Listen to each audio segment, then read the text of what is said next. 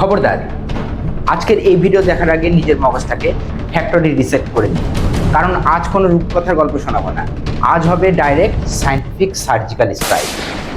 আপনি কি এখনো সেই আদিম যুগের তর্কে হাবুডুবু খাচ্ছেন যে ডিম আগে না মুরগি আগে? পাড়ার মোড়ের রহিম চাচা থেকে শুরু করে পিএইচডি হোল্ডার সবাই লেজে গবরে একাকার। কেউ বলছেন মুরগি, তো কেউ বলছেন ডিম। কিন্তু আমি অরিন্দম ঘোষ আজ ওপেন চ্যালেঞ্জ করছি, যারা মনে করছেন মুরগি আগে এসেছে তারা বিজ্ঞানের বড় বোঝেন না। হাজার বছর ধরে আপনাদের কানে যে ভুল তথ্য গেঁথে দেওয়া হয়েছে, আমি আজ তার পোস্টমর্টেম করব। তৈরি তো সেই ইন্টেলেকচুয়াল ইউফোরিয়ার জন্য? তাহলে সিট বেল্ট বেঁধে নিন, কারণ আমরা লজিকের হাইওয়েতে 340 মিলিয়ন বছর পিছিয়ে যাচ্ছি। চলুন সত্যের মুখোশটা টেনে ছিঁড়ে ফেলি। শুনুন, বিবর্তন কোনো জাদুকরের টুপি নয় যে টুপ করে একটা মুরগি বেরিয়ে এলো।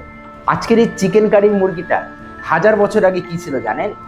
একটা রেড জঙ্গল ফাউল বা লাল বর্মল। এবার আসল টুইস্ট, দুটো পাখি মুরগির মতো দেখতে হলেও তারা আসলে 100% মুরগি ছিল না। তাদের মিলনে জন্ম নিল একটা জাইগোট, আর সেই জাইগোটের ভেতরে ঘটে গেল এক ভয়ঙ্কর জেনেটিক মিউটেশন। এই মিউটেশনটাই হলো প্রকৃতির সেরা হ্যাকিং।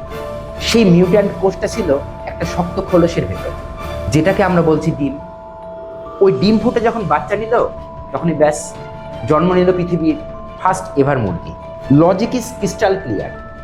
মুরগি হওয়ার ব্লুপ্রিন্টটা আগে লোড হয়েছিল ওই ডিমের ভেতর, অর্থাৎ মুরগি আসার আগেই ওই গোল্ডেন এগ পৃথিবীতে ল্যান্ড করেছিল। যারা এখনো বুঝছেন না তাদেরকে আবারও বলছি, বিনা শর্টকাটে সায়েন্স বুঝুন, মগজ ধোলাই বন্ধ করুন। আপনারা জানেন আমি ফিজিক্স পড়াই, আমি জানি ইনফরমেশন থিওরি কি বলে। একটা ডিম হলো একটা কম্প্রেশন ফাইল, আর মুরগি হলো তার এক্সট্রাক্টেড ভার্সন। প্রকৃতি সবসময় সরল থেকে জটিলের দিকে যায়। যারা মুরগিকে আগে আনতে চান তারা থার্মোডাইনামিক্সের এন্ট্রপির নিয়মকেও অস্বীকার করছেন। 340 মিলিয়ন বছর আগে যখন সরীসৃপরা ডিম পারত, তখন কি মুরগি ছিল? ছিল না। তাহলে ডিম যে মুরগির কয়েক কোটি বছরের সিনিয়র, সেটা বুঝতে কি রকেট সায়েন্স লাগে? এখন কিছু আধখানা পড়া পণ্ডিত এসে আমাকে 2010 সালে সেই ব্রিটিশ স্টাডির ভয় দেখাবে, এসে বলবেন অরিন্দম স্যার, ওভোক্লিডিন 17 প্রোটিন ছাড়া তো ডিমের খোলস হয় না, আর সেটা তো মুরগির জরায়ুতেই থাকে। আরে মশাই, আপনাদের পুরনো সিলেবাসটা একটু আপডেট করুন। ওই প্রোটিনটা মুরগি আসার কয়েক লক্ষ বছর আগে থেকেই পাখিদের বংশতালিকায় ছিল। মুরগি ওটা নতুন করে আবিষ্কার করেনি, ওটা উত্তরাধিকার সূত্রেই পেয়েছে। বিজ্ঞানের এই গভীর প্যাঁচগুলো না বুঝে যারা মুরগি আগে বলে চিৎকার করেন, তারা আসলে ওই মুখস্থ বিদ্যার ড্রেনেই পড়ে আছে। আমরা কিন্তু এই ডায়েরিতে লজিকের সাথে কোনো আপোষ করি না। ডিম আগে না মুরগি আগে, এই প্রশ্নের উত্তর তো আপনারা পেলেন, কিন্তু ডায়েরির পাতা বন্ধ করার আগে আপনাদেরকে একটা প্রশ্ন করি।